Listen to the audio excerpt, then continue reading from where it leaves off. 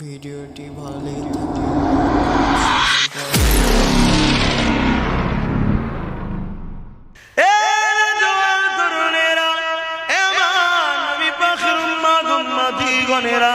আল্লাহ নবীকে মুহাব্বত করে ভালোবাসে প্যার করে আমার রাসূলুল্লাহ শান মর্যাদা আল্লাহ কতটা দিয়েছেন শুনেন আমার নবী পাক দুনিয়ার জমিনে কিভাবে এসেছিল সবই আপনারা জানেন তবে এমন করে তবকার পর তবকা আস্তে আস্তে আস্তে আস্তে আমার নবী পাক দুনিয়ার জমিনে হযরত দাদা আব্দুল মুত্তালিবের পেছনাতে আমার নবী নূর চলে আসলো যে সময় দাদার পেছনাতে নবী মুহাম্মদ রাসূলের নূর ছিল ওই পিওডি পৃথিবীর জমিনে একটা রাজা ছিল যে বড় অহংকারী রাজা সে বড় ক্ষমতাশালী রাজা সে অহংকার দেখিয়ে আল্লাহর কাবা শরীফকে ভাঙা স্বপ্ন দেখেছিল আপনারা নাম জানেন বাদশাহ আব্রাহা বাদশাহ কি নাম আব্রাহা মনে থাকবে আপনার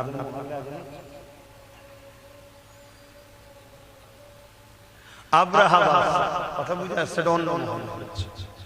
এই বাদশাহ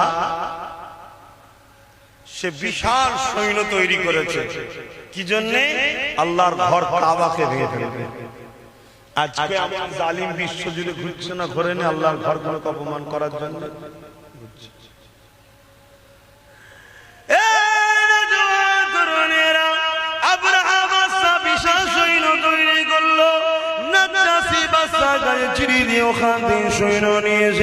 এমন করে বিশাল কাফেলা নিয়ে আল্লাহর কাবা শরীফকে ভাঙার জন্য আগিয়ে আসতে লেগেছে এবং আব্রাহা নিজে একটা বিশাল হাতির উপরে চেপে এমন করে কাবা দিকে আগিয়ে আসতে লেগেছে বিশাল বাহিনী নিয়ে অস্ত্র শস্ত্র নিয়ে তীর বল্লম ধনুক নিয়ে লোহা সজ্জিত করে নিয়ে এইভাবে তারা কাবাকে ভাঙার জন্য মক্কার জমিনের দিকে রওনা দিতে লেগেছে কিছু দূর আগে আসার পরে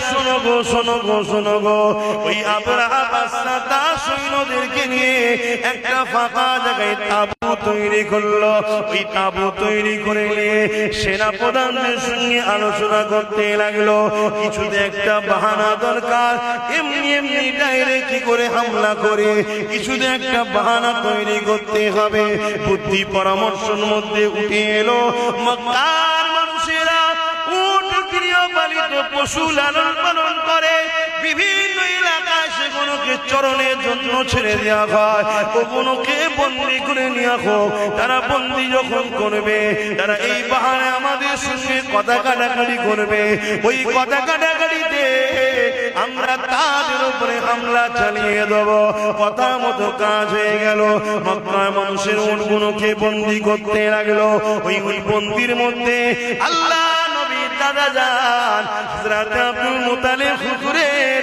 200 উট ছিল ওই উটকেও আব্রাহা বাহিনী বন্দী করে ফেললো কিন্তু কেন বন্দী করলো যাতে করে তারা এসে কথা কাটাকাটি করে এই সুযোগে আমরা লড়াইয়ের একটা রাস্তা পেয়ে যাই শুনছেন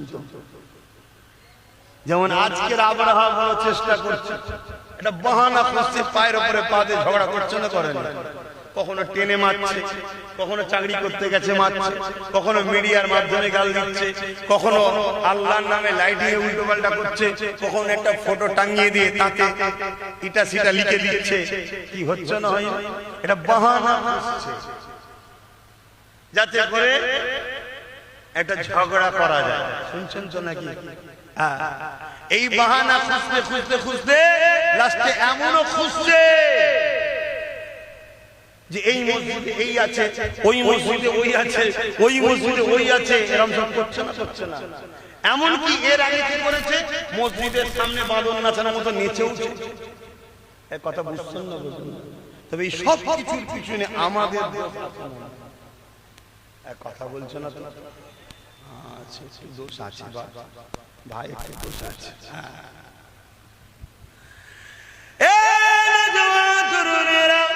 কিন্তু অবাক করা বিষয় 200 উট বন্দী হয়ে গেল বন্দী হয়ে গেল, কোনো ভুরুক্ষেপ নেই, কেউ লোক পাঠায়নি, কেউ খোঁজ নিতেও আসেনি, কেউ কথা বলতে আসেনি। ঠিক আজকে এরকমই হয়েছে, হাজার জায়গায় মারা হয়েছে, হাজার কিছু ঘটনা ঘটছে, আমরা কোনো গুরুত্বই দিইনি। তাই পেরেশান করে যেতে লেগেছে যে কি ব্যাপার, কিছু হচ্ছে না কেন। আব্রাহা সেদিন পেরেশানে পড়ে গিয়ে লাস্টে নিজে থেকে একটা দুধ পাঠিয়ে দিল। আমার রাসূলুল্লাহর মক্কা জমিনে ওই দুধ যখন চলে আসলো, ওই দুধ এসে জিজ্ঞাসা করতে লাগলো, এই মক্কা চেয়ারপারসন কে আছে, এই মক্কার দায়িত্বে মেন কে রয়েছে? আরে আমার রাসূলুল্লাহর দাদা হযরত আব্দুল মুত্তালিব, তিনি মক্কা তখন গভর্নর ছিলেন, দায়িত্বে ছিলেন। আল্লাহর কাবার রক্ষণাবেক্ষণ তিনার হাতে ছিল। তাই এমন করে লোকেরা নিয়ে গিয়ে আব্দুল মুত্তালিব হুজুরের সামনে দাঁড় করিয়ে দিল। কিন্তু তার আগে একটা ছোট্ট বিষয়, আব্দুল মুত্তালিব হুজুরের ঘরে যখন ওই দুধটা, ওই পিয়নটা যখন ঢুকতে যাবে, সেই আব্দুল মুত্তালিবের মুখের দিকে নজর পড়েছে। ওই আব্রাহার পিয়নটা, আব্রাহার লোকটা, আব্রাহার পাঠানো দুধটা সঙ্গে সঙ্গে আব্দুল মুত্তালিব আমার রাসূলুল্লাহর দাদার কপালে পায়ের কাছে মাথা নত করে সিজদায় পড়ে যায়। আমার রাসূলুল্লাহ দাদা বলেছিলেন, বাবা তুমি মাথা তোলো, কেননা সিজদা একমাত্র আল্লাহর হবে, অন্য কারণ।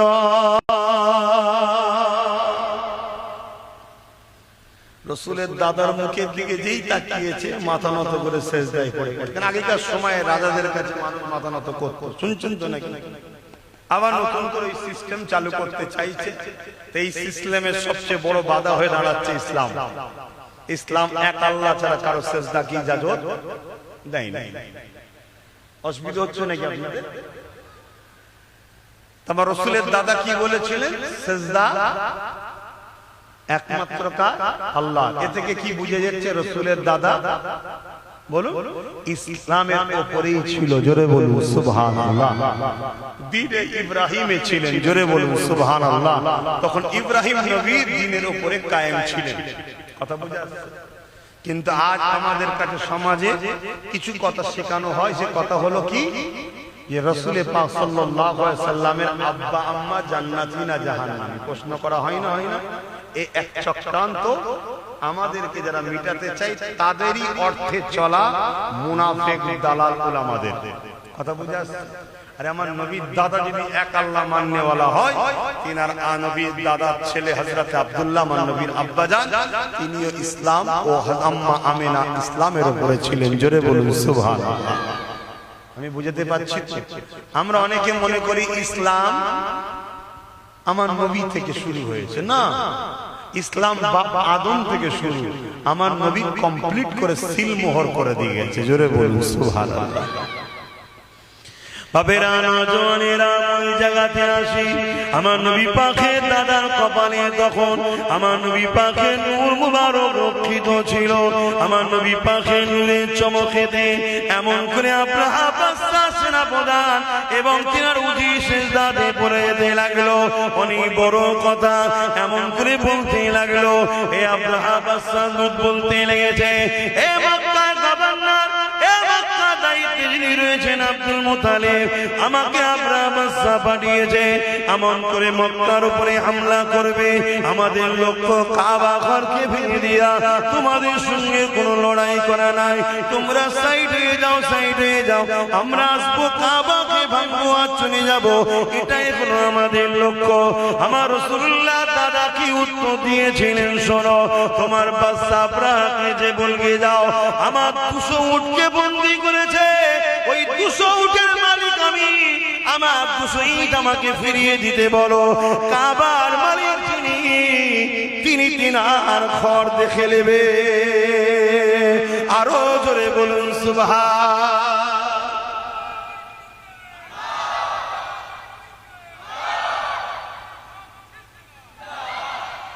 আল্লাহ। এই কথা শুনে দুধ বড় অবাক হয়ে গেল, এত সহজে ছেড়ে দিচ্ছে, এত সহজে ছেড়ে দিচ্ছে। তো এই জায়গায় ওই যে পিয়ন যে এসেছিল সে বলছে এই কথাটা আপনি আব্রাহার কাছে গিয়ে বললে আরো বেশি সুবিধা হয়। আল্লাহ নবীর দাদা অনেক বড় কথা, আব্রাহার কাছে যাচ্ছে। আব্রাহা তাঁবুর মধ্যে একটা ঘর আছে, সেই ঘরের মধ্যে আছে চতুর্দিকে সৈন্য দিয়ে ঘেরা।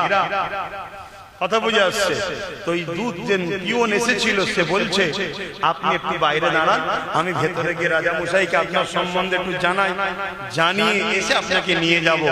তা ওই আব্রাহার যে পিয়ন ছিল সে গিয়ে আব্রাহাকে বলতে লেগেছে, আরে যিনি আসছে ইনি মক্কা সর্দার এবং ইনার মধ্যে কিছু বাত আছে, একটু সাবধানে আপনি কথা বলবেন। এই রাসূলের দাদা তারিফ শুনে না আব্রাহা বড় অহংকারী ছিল, সে রেগে গেছে। আরে তুমি আমার খাও, ওর প্রশংসা করো, ওর গুণ গাও, ডাকো ডাকো, আমি পৃথিবীর সবথেকে শক্তিশালী রাজা, আমি যে কোনো দেশ, যে কোনো মুলক, যে কোনো জায়গাকে আমি যে কোনো সময় কব্জা করে নিতে পারি, আর তুমি আমাকে একটা সামান্য ব্যক্তির সম্বন্ধে তুমি কি শোনাচ্ছ? হায় রে বোকা, সে তো জানে না যে কাকে ডেকেছে। যখন আমার নবীর দাদা ঘরে ঢুকছে আর ওই জালিম অত্যাচারী আব্রাহা যেই নবীর দাদার দিকে তাকিয়েছে, নূরে মোহাম্মদ রসুলের এতে নজর পড়েছে, উঠে দাঁড়াতে লেগেছে। জোরে বলুন সুবহানাল্লাহ, আরো জোরে বলবেন না সুবহানাল্লাহ? আমি আগে বললাম না, দিলে হুজুর রাখেন, জালিম যত বড়ই হোক সে আপনাকে দেখে সম্মান করবে, ঘাবড়ে যাবে। কথা কিছু মাথায় ঢুকছে?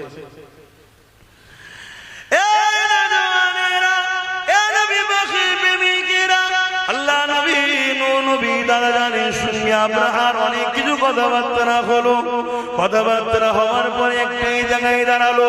আল্লাহ নবী দাদা বলতে লাগলো, আমি উটের মালিক, আমাকে উট দিন, আমি চলে যাব। কাবার মালিক যিনি তিনি কাবা দেখে নেবে।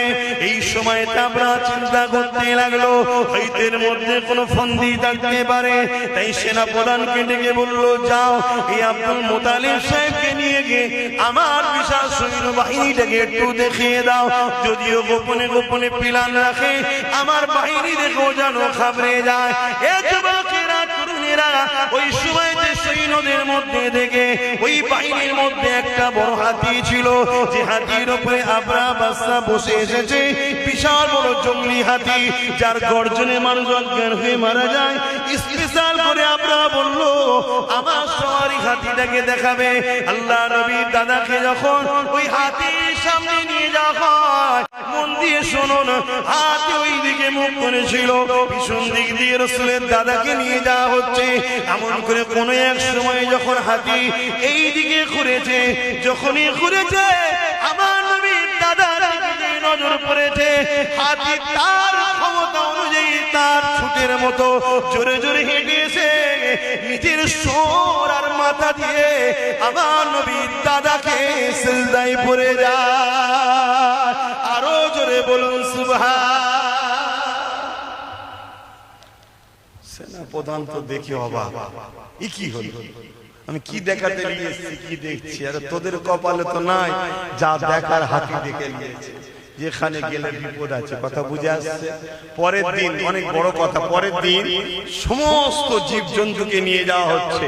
ওই হাতিকে কোনোভাবে কিন্তু আর রাজি করতে পারে না, কেন ও দেখেছে রসুলের দাদার কপালে নূরে মুহাম্মদ রসুল রয়েছে। কথা বুঝে আসছে? লাস্টকে বাদ দিয়ে লড়াই গেল, অনেক বড় কথা। আল্লাহ আবাবিল পাখি পাঠালো, আপনারা সবাই জানেন।